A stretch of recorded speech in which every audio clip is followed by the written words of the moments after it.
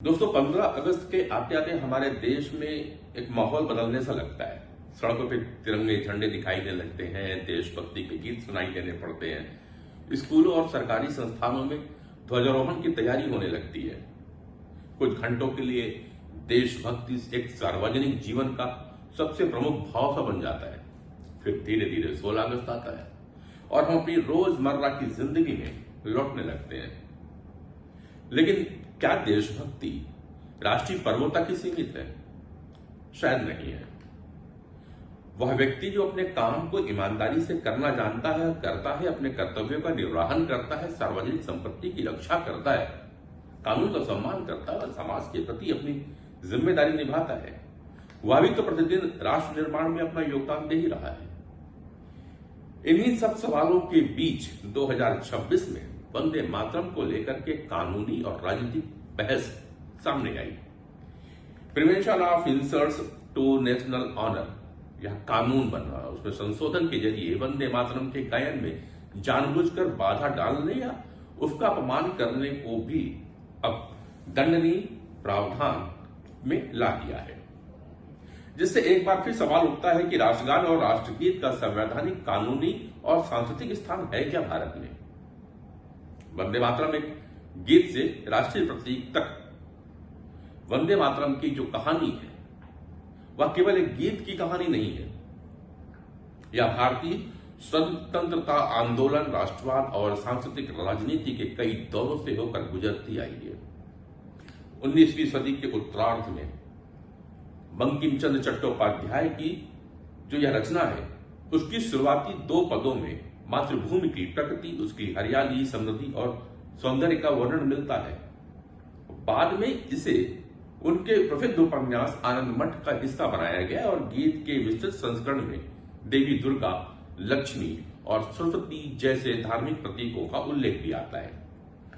यहीं से वंदे मातरम के साथ एक जटिल बहस भी जुड़ जाती है। स्वतंत्रता आंदोलन के दौरान यह अंग्रेजी शासन के खिलाफ संघर्ष का लोकप्रिय गीत बना।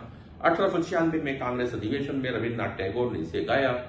आगे चलकर यह स्वतंत्रता सेनानियों के बीच प्रेरणा का स्रोत भी बन गया। लेकिन समय के साथ इसकी धार्मिक संदर्भों को लेकर मुस्लिम समाज के एक हिस्से में आपत्तियां रखी गई। 1930 के दशक में यह विवाद इतना बढ़ा कि कांग्रेस कार्य समिति को इस पर विचार करना पड़ा। रविन्द्रनाथ टैगोर से भी सलाह ली गई। अंततः यह तय हुआ कि सार्वजनिक राजनीतिक कार्यक्रमों में गीत के शुरुआती 2 पदों का इस्तेमाल किया जाए, क्योंकि उसमें धार्मिक विवाद की संभावना अपेक्षाकृत कुछ कम है। यानी स्वतंत्रता आंदोलन के नेताओं ने राष्ट्रवाद और धार्मिक संवेदनशीलता दोनों के बीच बैलेंस खोजने का काफी प्रयास किया। फिर जनगण मन और वंदे मातरम दोनों के बराबर सम्मान पर यह बहस क्यों है? तो आज भी एक धारणा बनके बार बार सामने आती है कि वंदे मातरम को पीछे जोड़कर जनगण मन को राष्ट्रगान बनाने के पीछे किसी राजनीतिक या धार्मिक दबाव की भूमिका थी। लेकिन इतिहास इससे अधिक जटिल है। 24 जनवरी 1950 को संविधान सभा के अंतिम सत्र में डॉक्टर राजेंद्र प्रसाद ने घोषणा की कि जन गण मन भारत का राष्ट्रगान होगा और वंदे मातरम, जिसने स्वतंत्रता संग्राम में ऐतिहासिक भूमिका निभाई, उसे सम्मान दिया जाएगा। इसलिए दोनों के बीच जो श्रेष्ठता की लड़ाई थी उसे खड़ा करना, इतिहास को बहुत सरल और सहज बना देना होगा। जनगण मन को राष्ट्रगान के रूप में स्वीकार करने के पीछे उसकी भाषा, संगीत, संरचना और राष्ट्रीय समारोहों में उपयोग की जो व्यवहारिकता है, इसे तर्क के रूप में सामने रखा गया। तो वहीं दूसरी ओर वंदे मातरम स्वतंत्रता आंदोलन के ऐतिहासिक स्मृति और भावनात्मक ऊर्जा का प्रतीक बन के रह गया। इस दृष्टि से दोनों की भूमिकाएं अलग अलग होते हुए भी राष्ट्रीय चेतना में महत्वपूर्ण है। अब हम बात करते हैं जो हमारा राष्ट्रीय ध्वज है, जिसे कल 15 अगस्त को फहराया जाएगा। तो राष्ट्रगान जहां राष्ट्र की आवाज बनता है, वहीं राष्ट्रीय ध्वज राष्ट्र की दृश्य पहचान भी है। भारत के राष्ट्रीय ध्वज की यात्रा भी कोई एक दिन में पूरी नहीं हुई है। 1906 में कोलकाता के पारसी बागान स्क्वायर में एक राष्ट्रीय ध्वज फहराया गया था।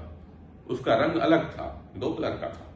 इसके बाद मैडम बीकाजी कामा ने विदेश की धरती पे पहली बार भारतीय ध्वज को प्रदर्शित किया। एनी बेसेंट और लोकमान्य तिलक के होम रूल आंदोलन से जुड़े ध्वज ने भी राष्ट्रीय प्रतीक के रूप में अपनी एक भूमिका निभाई। फिर 1921 में पिंगली वेंकैया ने एक ध्वज का प्रारूप प्रस्तुत किया जिसमें लाल और हरे रंग थे। महात्मा गांधी ने सुझाव दिया तो उस पर सफेद रंग और चरखे का इस्तेमाल किया गया।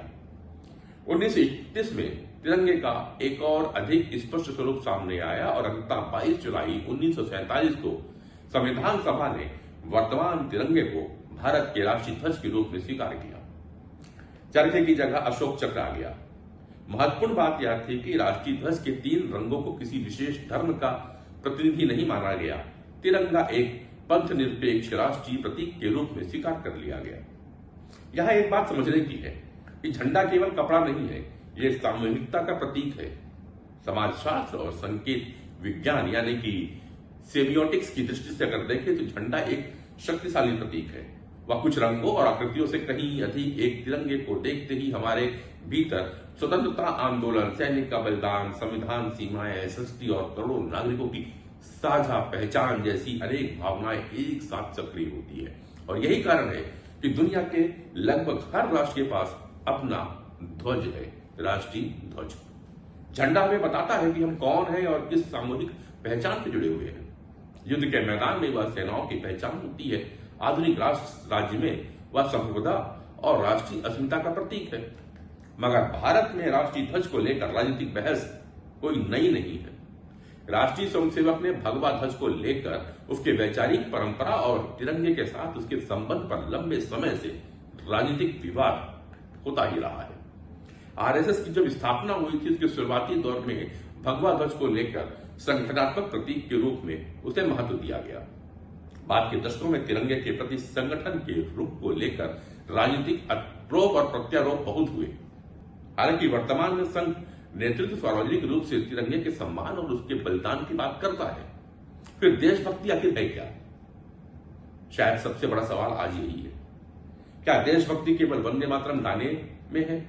क्या केवल तिरंगा फहरा देने से देशभक्ति हो जाएगी? क्या केवल सोशल मीडिया पर राष्ट्रवादी पोस्ट डालने में देशभक्ति है? मानता हूं इन सब का अपना एक भावनात्मक महत्व है, लेकिन राष्ट्रभक्ति का वास्तविक अर्थ इससे कहीं बड़ा है। जब कोई शिक्षक ईमानदारी से पढ़ाता है, किसान मेहनत से अन्न पैदा करता है, डॉक्टर मरीज की सेवा करता है, सैनिक सीमा पर खड़ा होता है, पत्रकार सत्ता से सवाल पूछता है, नागरिक कानून का पालन करते हैं और कोई व्यक्ति सार्वजनिक जीवन में ईमानदारी को चुनता है, तब राष्ट्रभक्ति किसी गीत या झंडे से आगे बढ़कर जीवन का व्यवहार बन जाती है। तिरंगा हमें केवल गर्व करना नहीं सिखाता, वह जिम्मेदारी की याद भी दिलाता है। वंदे मातरम कोई एक गीत नहीं है, यह स्वतंत्रता आंदोलन की स्मृति है। जन गण मन केवल राष्ट्रगान नहीं, आधुनिक भारत की सामूहिकता का आकांक्षा का प्रतीक है। और तिरंगा केवल 3 रंगों का कपड़ा नहीं, यह उस भारत का दृश्य रूप है जिसे करोड़ों लोगों ने मिलकर बनाया है। इसलिए 15 अगस्त को तिरंगा जरूर फहराएं, वंदे मातरम और जन गण मन का सम्मान जरूर करें, लेकिन 16 अगस्त को भी यह सवाल अपने साथ जरूर रखें कि क्या हम अपने हिस्से की ईमानदारी और जिम्मेदारी एवं कर्तव्य निभा रहे हैं। क्योंकि शायद राष्ट्रभक्ति का सबसे सुंदर रूप वही है जिसे देखने के लिए किसी मंच, माइक या कैमरे की आवश्यकता नहीं पड़ती। वंदे मातरम। जय हिंद।